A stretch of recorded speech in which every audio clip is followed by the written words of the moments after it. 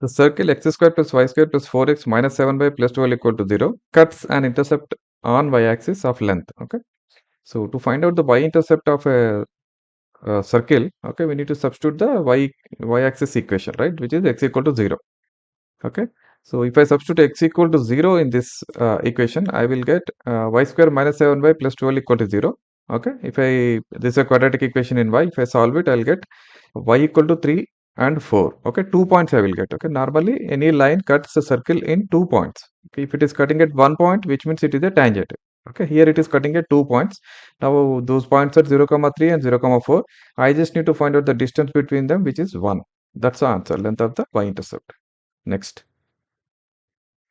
The locus of the midpoint of a chord of a circle x square plus y square equal to 4, which subtends a right angle at the origin. Okay, so I have a circle.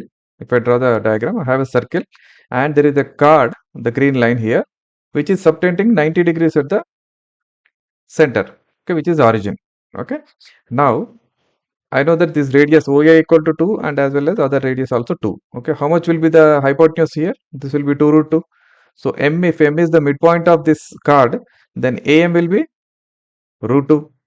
Okay, and if I take the rectangle OMA, this is the right angle here, okay, at M, OMA, OA is 2 and AM is root 2, so I can find out OM, right? So the midpoint is, let the midpoint be M, which is x comma y, then OMA is right angle, okay, so OM square equal to 2 square minus square root of 2 square, which is nothing but 4 minus 2, which is 2.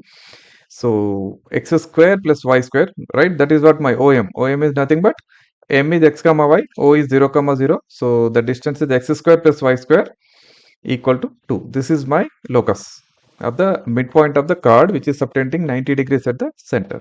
Thank you. Please like and subscribe to our channel.